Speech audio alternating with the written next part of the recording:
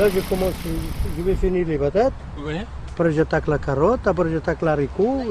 N'arrête jamais. Après la mâche, après la salade. On n'arrête jamais ici. Il y a toujours quelque chose à mettre derrière. Et suivant la saison. Ben oui, on arrache les patates, on met autre chose. C'est des petits pois. Ça, c'est des petits pois. Ah, là, c'est des petits pois. Ben, comme les oiseaux, ils bouffent tout, alors j'ai caché avec ça. Cultiver son lopin de terre est une pratique qui perdure encore sur les Hauts-de-Rouen. Sur ces parcelles de la Lombardie, Antonio Lourenco et sa femme font pousser leurs légumes. Cet ancien bancheur de l'entreprise Quille a participé à la construction des immeubles de la Grand-Mare. Ce qu'ils cultivent ici, c'est à consommer ou à donner à des voisins. Je donne à mes enfants, à la belle-mère de mon fils, on donne à des amis. Et puis on en met en congélation beaucoup. Et puis on mange le restant, hein. C'est frais. Le jardin ouvrier, ça a beaucoup aidé à faire des économies. Ah oui, au prix où vous voyez combien ça coûte les légumes dans les magasins, c'est quand même plus rentable d'avoir un jardin et puis de cultiver par soi-même. En m'immergeant dans l'espace des Hauts-de-Rouen, je me suis intéressé à l'histoire d'hommes et de femmes de conditions ouvrières qui ont été déplacés des quartiers de la Croix-de-Pierre et Martinville pour être logés sur le plateau nord de Rouen. Construits après la guerre, ces grands ensembles étaient des cités dortoirs qui ont servi de réservoir de main-d'œuvre pour les grandes industries de l'agglomération rouennaise. Françoise de Liquer, ancienne caissière de Printemps, est restée très impliquée dans la vie sociale du quartier. On était dans un baraquement sur la rive gauche de Rouen. Et ces baraquements, comme on dit, étaient frappés d'alignement. C'était un terme que moi j'avais retenu quand j'étais gosse. Frappé d'alignement. Ça veut dire quoi? Ça veut dire que ça va être rasé et que par conséquent, nous, faut qu'on dégage, quoi. Alors qu'on était bien, enfin on n'était pas bien au niveau surface. 3 pièces pour 7 personnes. C'était un peu juste, pas de salle de bain, pas de toilette. Mais on était bien, on avait une cour. C'était aussi nos racines. Donc quand on est arrivé ici, là c'était pareil, on n'a pas le choix. On nous dit, voilà, c'est là, vous allez habiter là. Bon. À la cité Jardin des Sapins, beaucoup d'ouvriers comme Jean-Marc Massire sont restés très proches de leur maison familiale. Couvreur de son état, c'est avec fierté qu'il a bâti la maison paternelle. Un jour, on nous a dit, cette maison va être à vendre. Et puis mes parents qui sont nés ici, je voulais pas que la maison parte de la maison. C'était à eux, je voulais qu'ils la gardent. Alors j'ai fait un sacrifice, eux aussi. Et on s'est mis, moi puis le père, on s'est mis d'accord, on a dit on achète la maison. Et j'ai dit par contre tu me la mets à mon nom. Parce que j'ai dit un jour tu me fous dehors, moi je suis à la rue. Et c'est pas la mentalité de la maison, je pense pas. Mais bon donc il a été d'accord, il m'a dit ok fils, t'achètes la maison. Et puis, le principal, c'est que tu nous gardes toute notre vie jusqu'à notre mort, quoi. Alors, avoir une maison, c'est important pour vous? C'est très important parce que c'est un sacrifice de toute la vie, ça. C'est très important d'avoir une maison. Parce que, autrement, notre argent qu'on a gagné dans notre vie, qu'on a sué, qu'on a bossé comme des Turcs, ça serait bouffé puis on n'aura rien. Que la maison, on l'a payée, on l'a sué. On a fait des travaux, je pourrais te montrer des photos avec le père. On a travaillé le samedi et le dimanche pour l'améliorer. Et aujourd'hui, moi, ma maison, c'est mon patrimoine. Dès le début, le quartier a accueilli des travailleurs immigrés venant d'Europe, puis d'Afrique. Par la suite, les rapatriés d'Algérie s'y sont installés. Moi, le souvenir que j'ai aussi, c'est que... alors, on est arrivés, nous, en 60, et 2 ans après, on a vu arriver ce que tout le monde appelait, nous on ne savait pas ce que ça voulait dire, les pieds noirs. Donc les gens rapatriés d'Algérie, qui sont arrivés là. Alors c'était marrant parce que, ici les immeubles étaient en partie occupés, donc ils sont venus beaucoup sur Billorel, ce qu'on appelait la ZUP de Billorel, juste après la passerelle. Mais ils avaient des enfants qui venaient à l'école là. Et il y avait comme du soleil qui arrivait ici, parce qu'ils avaient un accent, parce qu'ils avaient une façon d'être, parce qu'ils étaient très ouverts. Et alors, moi, j'avais trouvé ça bien. Et comment êtes-vous arrivé en France? Comment, par quel chemin À pied, en voiture, par le train, dans le coffre d'une bagnole, pour passer la frontière, tout ça. Et puis, je suis arrivé là. Puis, je reste là, quoi. Le passage n'a pas été trop dur? Ah oui, c'est dur. C'est dur, oui. C'était dur, et puis, il y en a qui restaient dans la montagne. Hein. Dur et cher. Il y en a, ils tombaient, ben, ils n'allaient pas le chercher. Hein. Ils restaient. Il fallait monter, passer dans les montagnes. Depuis quand êtes-vous arrivé en France? Puis 66. En 1966. Et pourquoi... 65, enfin 65. 65, d'accord. Et pourquoi êtes-vous venu en France? Pour gagner ma vie, Ouais. pour pouvoir manger, m'habiller comme tout le monde. Parce qu'au Portugal, je ne pouvais pas. C'était la guerre et puis il fallait se sauver. Quoi. C'était la guerre avec quel régime? Ben, quand Angola a pris l'indépendance, là, Mm. c'était Angola et puis le Portugal. Là. Mm. Puis tous les Portugais partaient là-bas. Mm. Puis il y en avait beaucoup qui restaient là-bas. Puis moi, je me suis sauvé avant en France. Natif de Rouen, Nordine Mediaba, agent de maintenance à la SNCF, est fier de ses origines ouvrières. Ils viennent d'Algérie, mes parents, ils sont rapatriés d'Algérie. Mm. Et donc mon père c'était un ancien supplétif de l'armée française en Algérie. Et un petit peu avant la guerre, avant la fin de la guerre, ils ont été rapatriés ici. Enfin, plutôt à la fin, je dirais, en 62. Mm. Et voilà, depuis on est là. Ils ont voyagé un peu en France, un peu le nord de la France pour le travail, tout ça, jusqu'au jour où ils ont trouvé du boulot sur Rouen. Puis ils sont rapatriés là, quoi. Alors il est rouennais depuis 65. Et il faisait quoi, votre papa? Employé municipal à la ville de Rouen. Donc mon père c'était la brouette et le balai. Donc voilà, c'est quelqu'un qui a nettoyé les rues de Rouen. Je suis un vrai fils d'ouvrier, moi. Originaire du Sénégal, Moussassi est arrivé en France en 1973. Il est entré à l'usine Renault-Cléon comme ouvrier spécialisé. Il y avait une car qui nous parle derrière le foyer. Et moi, je partais avec ces cars-là à moi. J'ai commencé à travailler sur Renault le 3 avril 1973. Et directement, j'ai travaillé dans l'usinage. Dans l'usinage, ça veut dire c'est une machine qui fabrique les pièces qui vont dans la voiture. C'est en 1980 que Lionel Lejeune est venu habiter sur les Hauts-de-Rouen. Il a été manœuvre dans le bâtiment avant de devenir technicien de surface à la régie de quartier. Il se souvient de son enfance. Mon rêve, c'était d'être facteur comme mon père. Mais il fallait passer faire des études. Et puis, je me rappelle, quand j'avais pas d'école, je donnais un coup de main à mon père à faire le facteur en campagne, etc. C'était agréable parce qu'on le faisait en vélo. Surtout quand il y avait de la neige. C'est à l'époque où il y avait beaucoup de neige. Ça remonte peut-être à 30 ans. Je ne sais même plus. Et puis, c'était la bonne époque, quoi.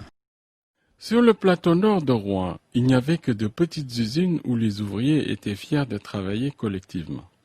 Aujourd'hui, Lucienne Leleu nous amène au parc de la Gilière de Biorel, là où se trouvait l'ancienne briqueterie où elle a travaillé. Sur une brouette, donc on passait, on baissait la tête parce que le plafond était un peu bas. Hop. Et de là, on mettait les briques. Mais les briques, ils sont restés là-bas. Donc en fin de compte, comme ça, c'est des briques creuses. des briques crues. On fermait ça avec un papier gris, et pour que ça tienne, on mettait de l'argile. Vous comprenez? Donc on refaisait des briques, on continuait jusqu'au bout. Et maintenant on va avancer puisque c'est par là. Et les petits carneaux là, c'est tout ce qui passait des braises, quoi. C'était des braises, c'était les mâches-fer, quoi, qui restaient dans ce coin-là. C'était une cheminée, si vous voulez, pour que la ventilation passe pour faire cuire les briques. Vous comprenez bien aussi? Et puis bon, ben, à fur et à mesure, on fermait toujours. Et les petits carneaux, on laissait libre une partie. On ne mettait pas les briques à ce niveau-là, pour que l'air passe. Et ensuite, on allait. Et c'était cuit par les clochetons. Il y avait un ouvrier qui était... C'était à leur tour de rôle, hein. Il y en avait, ils faisaient une semaine, d'autres en faisaient 15. Enfin, ils étaient chacun à leur tour à faire cuire la brique. Donc de là, ils mettaient des pelles de charbon, selon la cuisson des briques. Si la brique était bien rouge, ils en mettaient moins.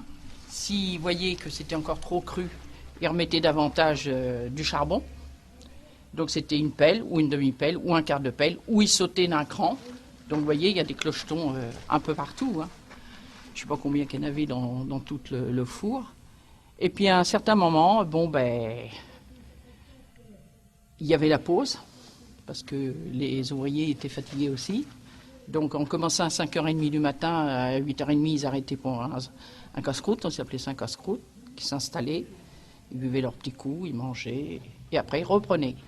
Dans une grande usine comme Renault-Cléon, l'organisation du travail était différente. Moussassi explique comment il a pu assimiler le travail malgré la barrière de la langue.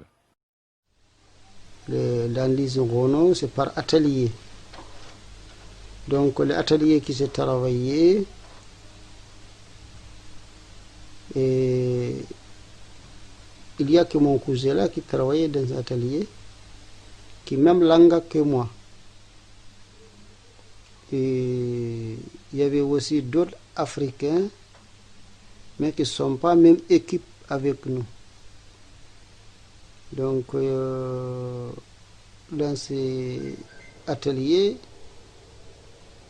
il faisait que deux équipes, le matin et l'après-midi. Donc, ça change.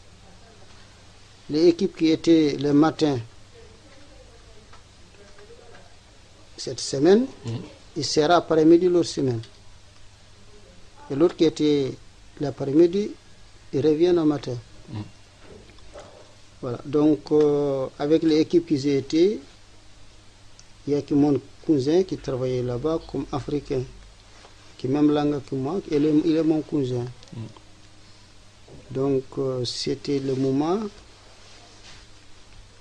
qui ne parle pas de tout, langue française. Donc, tout qui se veut parler, il faut que lui soit là pour traduire. Bien qu'ils soient tous d'origine ouvrière, qu'en est-il de leur parcours scolaire? Pourquoi sont-ils entrés à l'usine? Comment vous avez appris ce métier de bancheur? C'est le temps. En regardant les autres. Mon gars, pareil, il n'a pas été à l'école et puis il fait la même chose que moi. Mais on vous a recruté, et comment, comme vous n'avez pas appris ce métier comme ça? Parce que dans le temps, il n'y avait pas de manœuvre, il n'y avait pas de chef, il n'y avait rien. On arrivait, tu veux travailler, tu viens. Alors les gens qui étaient là, les anciens, ben, ils nous faisaient voir. Puis après, les anciens, ils partaient, ben, nous, on restait. Est-ce que vous pouvez nous expliquer un peu en quoi ça consiste le métier de bancheur? Ben, bancheur, on a mis, il y a les panneaux métalliques, on met une par là, un autre par là, et puis après on rase ensemble, puis on met du béton, puis ça y est. Le lendemain, on enlève, le mur, il est fait. Puis dans le temps, quand je suis arrivé, il n'y avait pas les mêmes machins qu'il y a maintenant, là. Les grandes banches qu'on voit en ville, là, les grands panneaux, là, tout ça. Tout ça, ça n'existait pas avant. Il fallait faire tout en bois. À l'école, ça ne m'intéressait pas. Ah oui?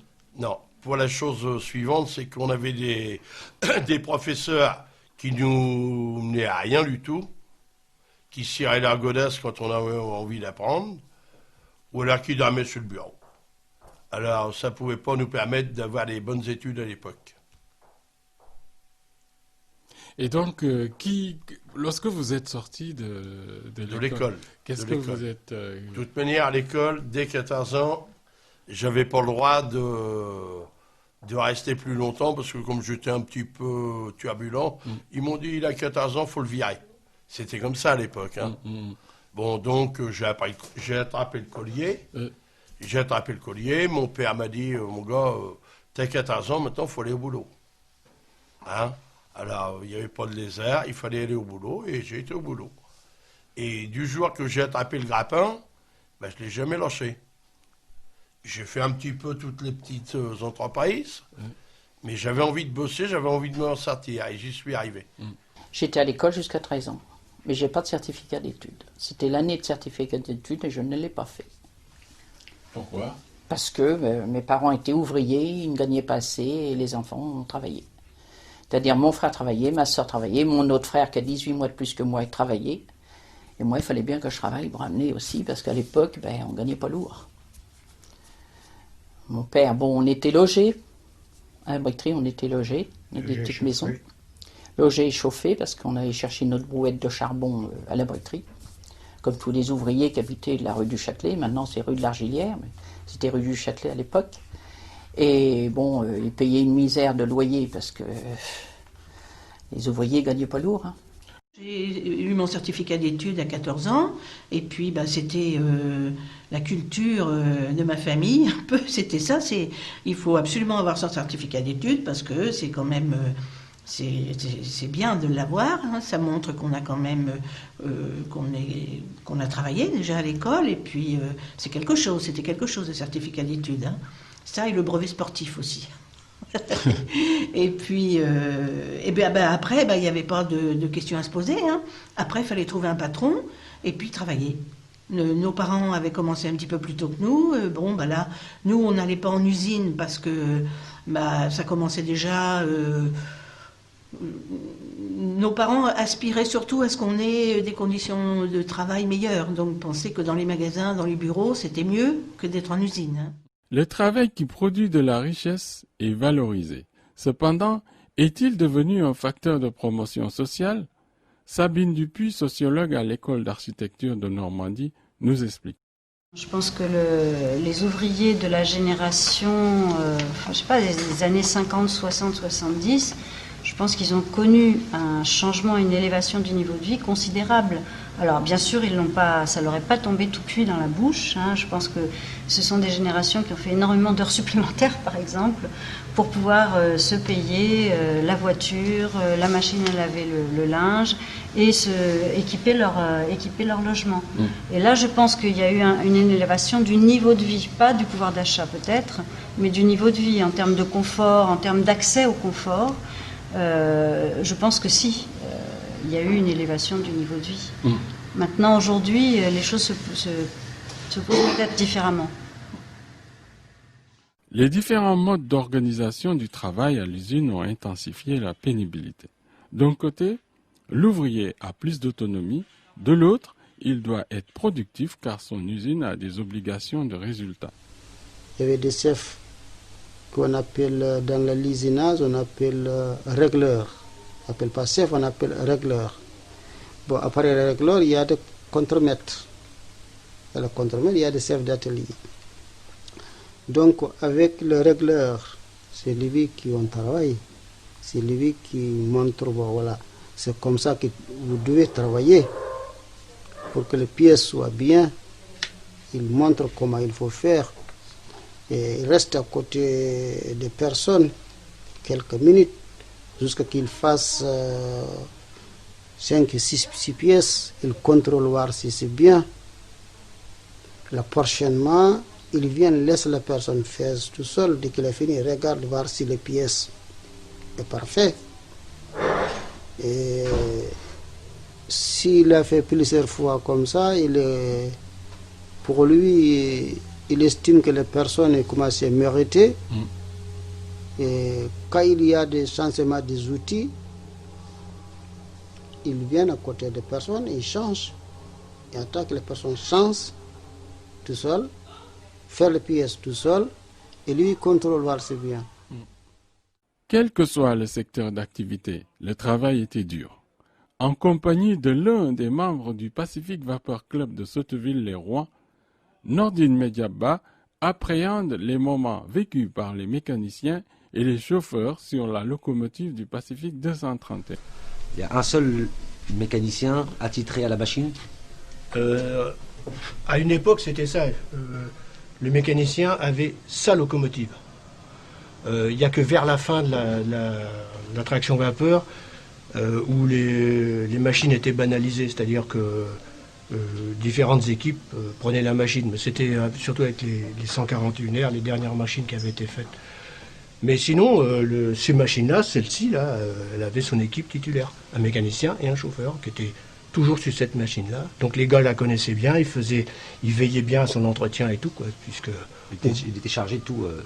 Oui, bah c'est aussi leur gagne-pain, hein, donc il faut que ça soit en bon état, que ça fonctionne bien. Donc graissage comme il faut, tout ce qu'il faut pour que ça ressemble fonctionne bien. Au chauffeur routier qui a sa remorque et puis c'est son bébé. Et... bien sûr, c'est son outil de travail, donc il faut que ça soit... faut faire attention à son propre outil de travail. Hein. Bon, moi je vois toute une génération là, ça me parle en fait en termes de temps, quoi. Les années. Je veux dire, ça n'a rien à voir aujourd'hui, quoi. Ça n'a rien à voir. Même moi qui suis rentré il y a 17 ans, non, je veux dire... Ah oui, tout à fait. Et non, mais on voit bien le côté physique de la chose, le côté un peu...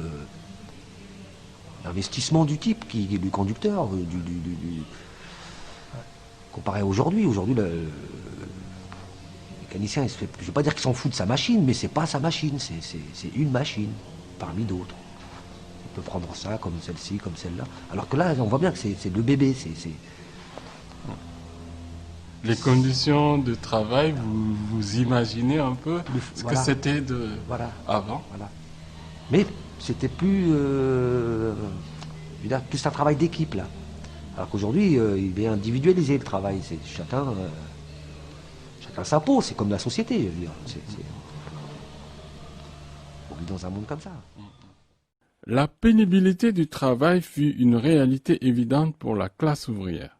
Serge Laloyer, syndicaliste, membre de l'Institut d'histoire sociale de Seine-Maritime, en est convaincu. Aujourd'hui, ce sont des machines électriques. Alors, il n'a plus besoin de bleu, il n'est plus sale, il n'a plus besoin éventuellement de prendre une douche en sortant de la machine, le conducteur de la locomotive. Il est même tout seul, il peut venir en blouse blanche s'il le veut pour travailler. Mais il a une pénibilité qui est différente. Sa pénibilité, c'est le train va plus vite. C'est son intention. Par exemple, il doit toutes les 15, 20 ou je ne sais plus quoi secondes appuyer sur quelque chose tout le temps. Sinon, la machine s'arrête. C'est vrai dans le métro, par exemple. Il y a une pédale. S'il lâche pendant plus de 30 secondes la pédale, le métro s'arrête. Bon.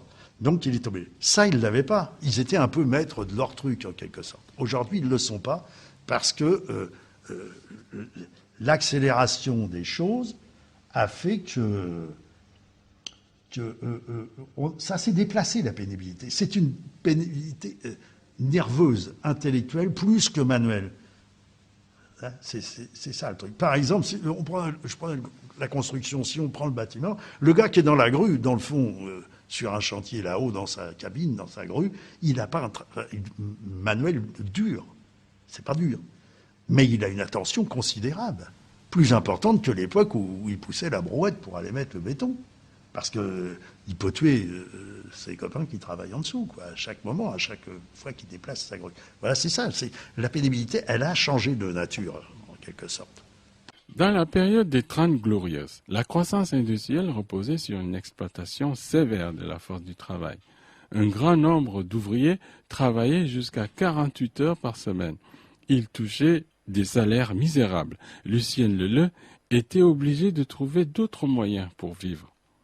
Moi, étant donné que j'avais mon fils, ma mère m'avait pris avec, puisque mon mari étant pas là, je pouvais pas payer de loyer. On avait comment on appelle ça, un petit meublé, mais on l'a rendu lorsqu'il est parti en Algérie. Donc moi, je suis revenu chez ma mère, rue du Châtelet. Mes frères étaient encore chez mes parents d'ailleurs. C'est elle qui me nourrissait. le peu que je gagnais, ben, j'y donnais la pension. Il fallait que j'élève mon gamin. Et quand j'ai eu mon gamin, ben, j'ai vendu mon lait parce que je l'allaitais. J'avais trop de lait. Je le donnais à l'aide. À l'époque, c'était l'aide de Croix-Rouge, quoi. Ils nous payaient notre lait. On avait des bons de lait, si vous appelez ça. Et puis donc, ben, je me suis débrouillée, quoi. Les conditions de travail des ouvriers se sont dégradées et cela a contribué à créer une situation explosive en mai 68. Sur les Hauts-de-Rouen, cet événement a touché diversement les ouvriers que j'ai rencontrés. Quand on entend qu'aujourd'hui on veut faire table rase de mai 68, et ben quand même pour nous c'était très important parce que quand on voit quand même tout ce qui a pu changer en matière de salaire, de droit syndical, de durée du travail, d'emploi, mise en place de conventions collectives, le paiement des jours de grève, la sécurité sociale. La sécurité sociale, enfin, je veux dire, avec un ticket modérateur amené à 25%, c'est quand même pas rien. Hein. C'est quand même pas rien. Alors évidemment, après, aujourd'hui, nous, on était vraiment très très heureux d'avoir tout ça. Et enfin, tout le monde s'était battu pour l'avoir. Mais aujourd'hui, compte tenu du taux de chômage, ça paraît peut-être pas dérisoire à ce point-là, mais en tout cas, c'était extraordinaire, quoi. Est-ce que vous aviez senti venir cet événement? Non, on ne rappelle pas du tout de ça. Hein, on n'était pas concernés, nous, dans... Bah, qu'est-ce que vous voulez qu'on soit concernés? C'était surtout les étudiants qui avaient fait mai 68. C'était pas les ouvriers. Après, oui, il y a eu les ouvriers qui se sont mêlés, mais... Ben, ils arrêtaient les chantiers. Ils arrêtaient les chantiers pour faire leur grève. Hein. On ne parlerait pas de la politique française. De toute façon, on venait d'arriver en France. Déjà, ce n'était pas notre pays, on n'avait rien à voir là-dedans. Et puis, on ne comprenait pas. Alors. On ne comprenait pas ce que ça veut dire, tout ça. On ne pourrait pas refaire un deuxième mai 68. Ça démarrait des étudiants, et là, la classe ouvrière derrière a suivi. Ça a fait un vrai mouvement. Aujourd'hui, les étudiants peuvent dormir dans la rue, la classe ouvrière ne bougera pas. Elle est prise à la gorge, elle ne peut plus bouger. Elle ne peut plus. Avant, ils étaient moins... Je veux dire, ils n'avaient rien, donc ils pouvaient se jeter à la rue. Je veux dire, c'était... Ça ne changeait rien. Aujourd'hui, on leur donne des maisons, tiens, crédit, ceci, cela. On surendette les gens et on les tient à la gorge. Mai 68 n'a pas empêché l'arrivée du chômage de masse après le choc pétrolier de 1974. Le quartier des Hauts-de-Rouen a été touché de plein fouet par cette crise. Là, quand on commençait à voir un tel, il est peut-être en maladie, il est peut-être ci, il est peut-être ça. Non, après ça a commencé, il est licencié. Ah bon, et puis après le chômage qui s'installe et qui dure et qui fait une traînée de poudre, enfin envoyé par cage d'escalier. Vraiment, forcément, ils étaient dans la même entreprise. Alors, voilà, donc ils sont licenciés tous ensemble. Au début, ils se rencontrent, ils s'épaulent, ils voient comment ils vont faire face.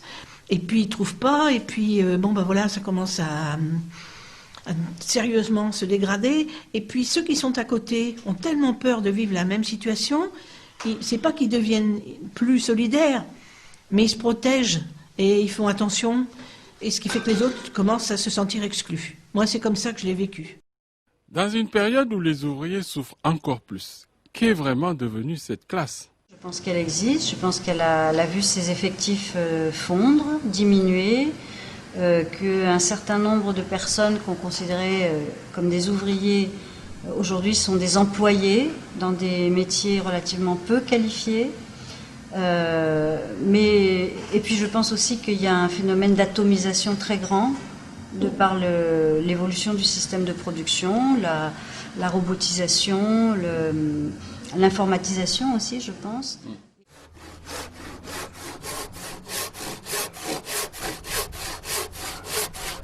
Cette atomisation de la classe ouvrière a aussi créé un fossé entre les générations.